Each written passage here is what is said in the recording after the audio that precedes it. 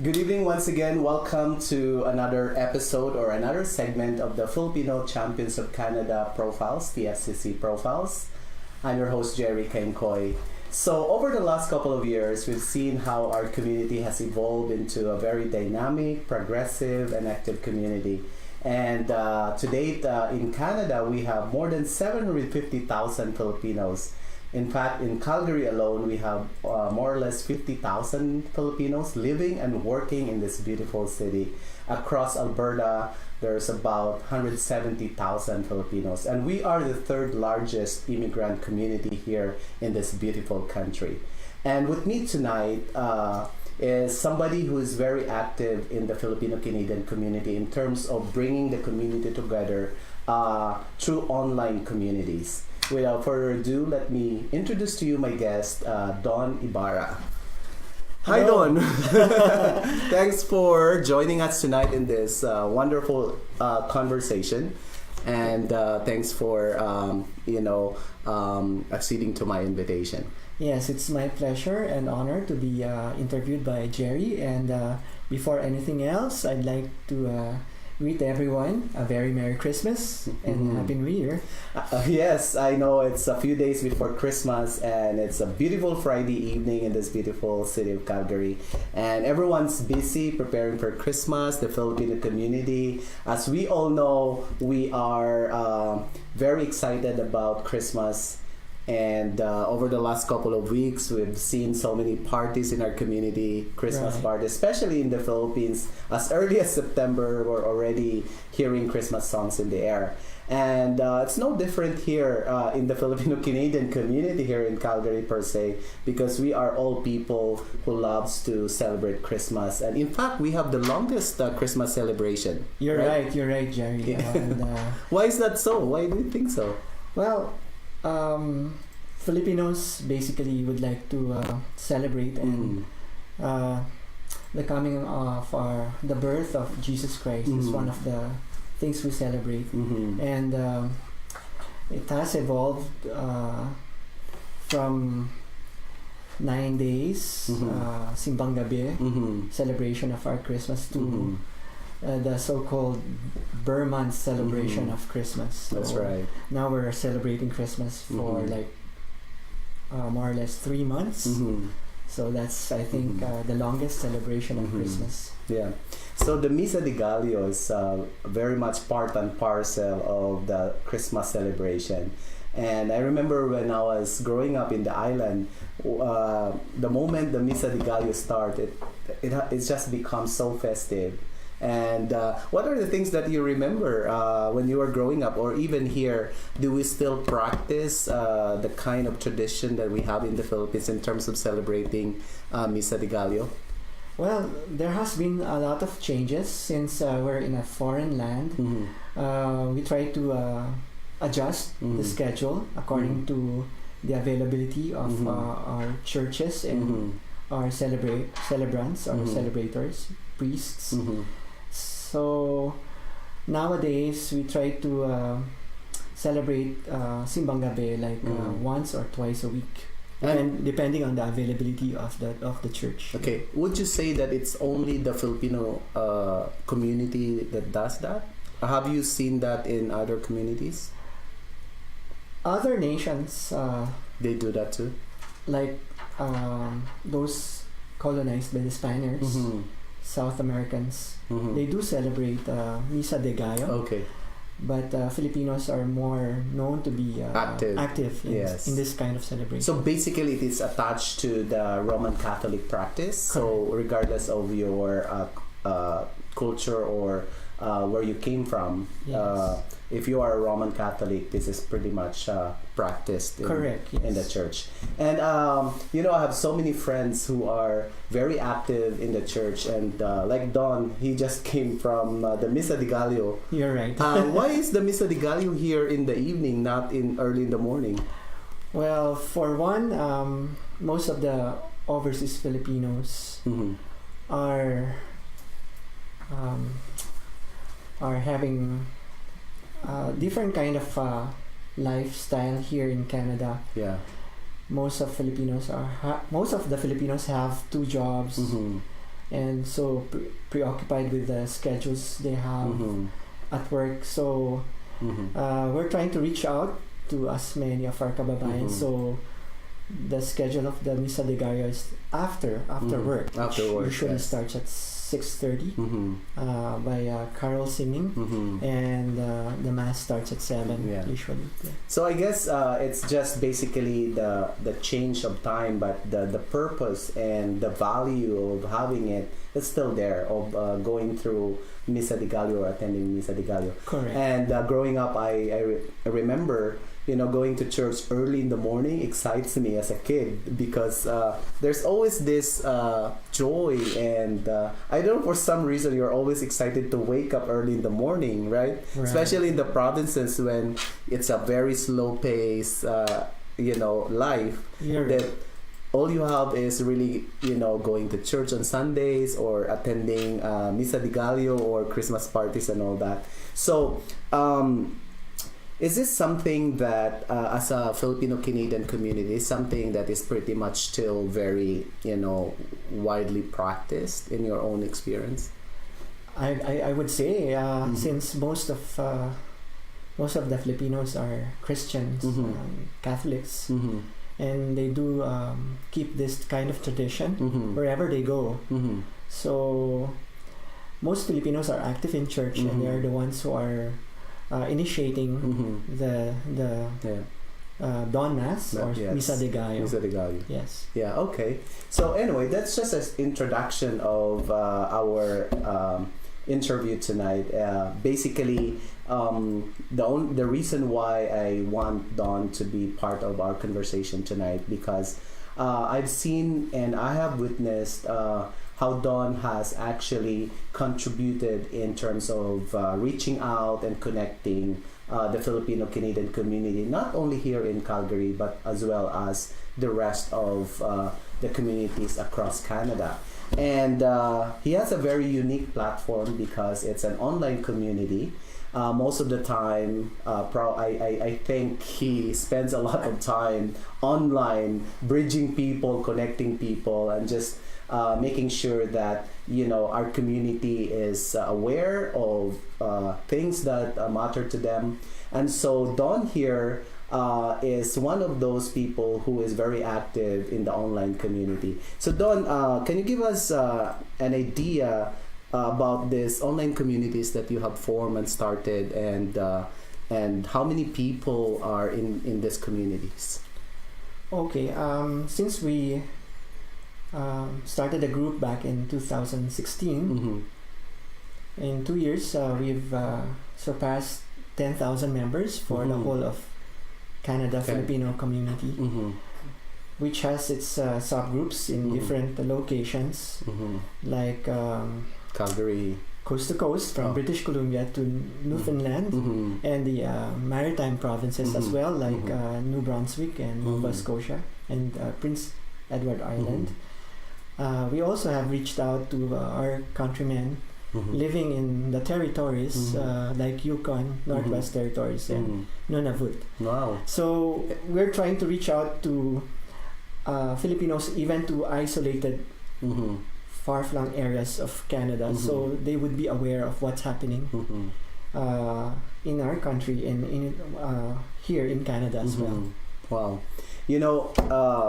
One of the things that the Filipino-Canadian community is very known, or one of the distinct quality of a Filipino is that sense of belongingness. Like we are so proud of our heritage and our culture, and the sense of being part of a great community like the Filipino-Canadian community here in Calgary or across Canada. So Dawn, my question for you is, how did you, where did you get the inspiration? Like, of all the things that you could do, why, form these online communities?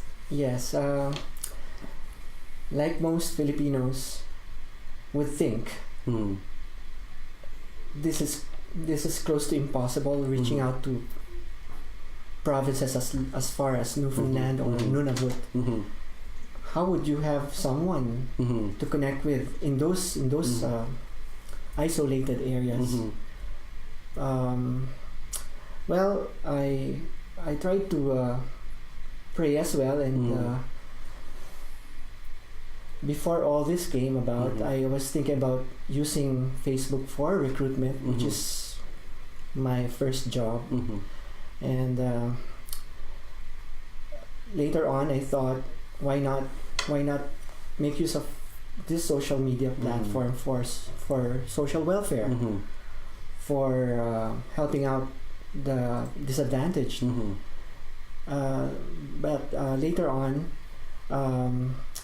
in my prayers, I thought maybe if I just start this out, even if I don't have anyone in connection in those isolated areas, as far as Newfoundland or Nunavut, I think there'll be Filipinos who would like to connect. Yes. And so that's what it went. That's how it went, and Filipinos come flocking this group just to have that sense of belongingness. Yes. Yeah. I can really say that the online community is one of the most effective way of reaching out to our kababayans abroad, because life here abroad is so difficult and so different from our life back in our home country. Like, we don't have the time to go out and socialize, and if there is, we choose to stay with our family and friends. Right. And thereby, because of our limited time and resources at the same time, and also there are so many factors involved also, like you cannot just travel every day, you cannot just be driving. Online communities make that connection stronger, and that's why I as part of the Filipino Champions of Canada, one of our vision is to connect, and the online community is really doing a great job of connecting, as opposed to our platform of connecting, which is person to person, like face to face, which is also a very good platform in terms of bridging the community and bringing the community together. So Don here, I'm sure you have so many stories about how people get connected through your online communities. Can you share one example or one story that you have experienced, or someone have told you who are part of your community, about how it helped them in terms of connection, in terms of finding a job, in terms of getting the right information? Well, I'm sure you have a lot of stories. the most common story is that they saw me online 2 years ago, as early as 2016, and now they are here, and they're so grateful that they had a lot of information through these kind of groups that I started. I never knew that there's a lot of kababayans who will benefit in terms of information when they are planning to go to Canada, and bring along with them their family, whatever information they could get from our groups. So I would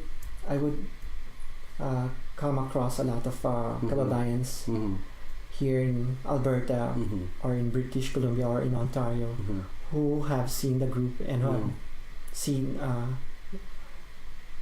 themselves benefiting from the group by experts advising them of what to do, and so they could be far from being exploited, from or deceive, or from a lot of those illegal recruiters usually they get victimized by illegal recruiters, since they don't have other information to get. So they would believe that this information would be true. Yes. And they're so thankful that our group would have lawyers, free legal aid to advise them of what to do, especially in terms of immigration, of migrating to Canada. Yes. So that's one thing that I'm so happy about. Then later on, I was being I was being advised. People were recommending that we put into our agenda Filipinos who have businesses to reach out to members, and so they could connect with members and also be able to establish here in Canada. So that's what we're looking for, or that's what we're looking to work on in the coming year, 2018.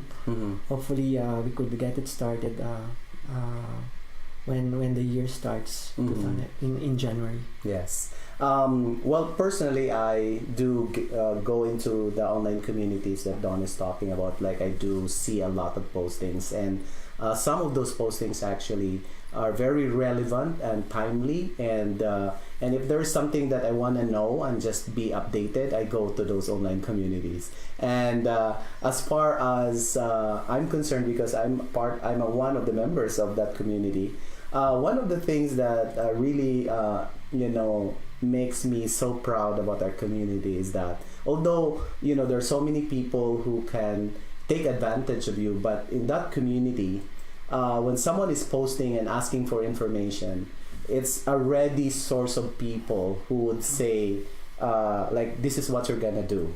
And it's not only one person who's gonna say, there's so many people who's gonna validate that this is what you should do and this is not the right thing to do. And to that person who's asking for help, with those ready sources of information, not only information that they have heard, but information that they have experienced themselves. And that's the beauty of community. Yes. Because you don't have to be an expert to really tell somebody or answer a question. What makes the online community really very, very valuable is that people are talking out of their experience. Right. Well, just like the old saying goes, no man is an island. And here in the community, there are experts in different fields and different specialization who helps each other in any way they can. Whatever they know from their own specialization, from their own expertise. Yes. And that's the good thing about community. And the main group, the Canada Filipino community, is very much welcoming of kababayans here and those who are planning to migrate to Canada. And the whole group, which consists of provincial groups from British Columbia Filipino community, Alberta Filipino community, Saskatchewan Filipino community, Manitoba, Ontario, Quebec, Newfoundland, from coast to coast, the Maritimes, the territories. We're all reaching out to kababayans to join and participate and contribute whatever they can, so we could help each other while we're here in a foreign land, here in Canada. And that's one way where we Filipinos will be able to make use of this kind of platform, make use of social media as instrument to unite Filipinos in terms of right information, in terms of the forces of good over evil. Right now, we're all united to fight against misinformation and fake news. That's the latest battle we have. In the previous years, we had the battle against hackers, but this time it's all about the battle of truth, the good forces against misinformation and fake news.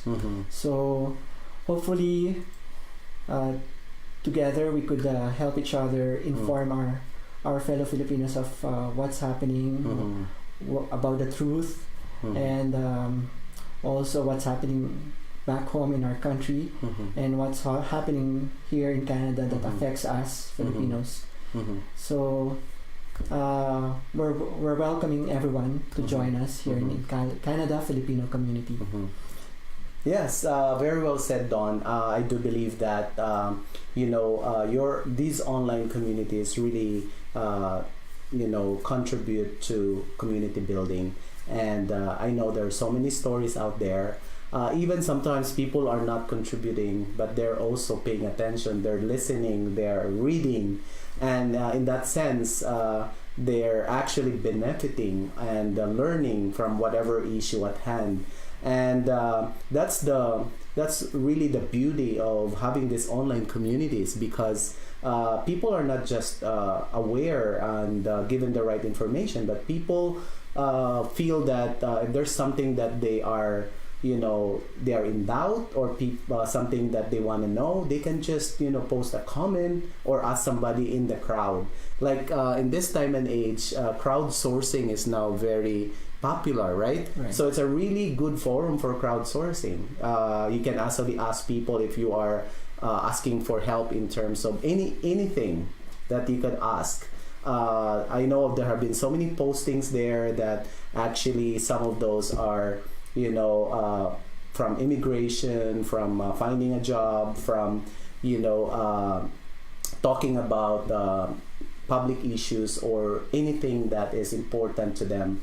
To me, if there is such a forum like that where people can freely express themselves and have the opportunity to learn, to me it's a great source of information and really great help in building our community. So Don, thank you for sharing your insights and for your hard work in this. It's a privilege. I know it's not easy to be able to moderate and to watch and to be always on top of everything. It's not easy to manage such an online community, and I would like to congratulate you for doing that, and want to value your contribution to the Filipino-Canadian community for bringing us together despite the distance and the walls. Probably sometimes it only takes every one of us to come together, come to the table and share our insights, whatever knowledge and expertise that we have.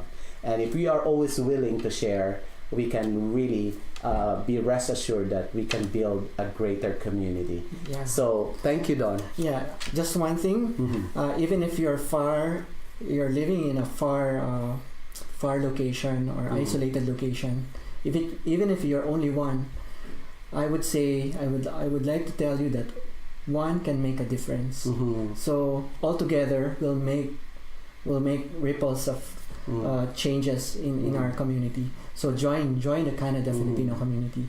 And in behalf of Canada Filipino community, I would like to greet everyone a very Merry Christmas again and a Happy New Year.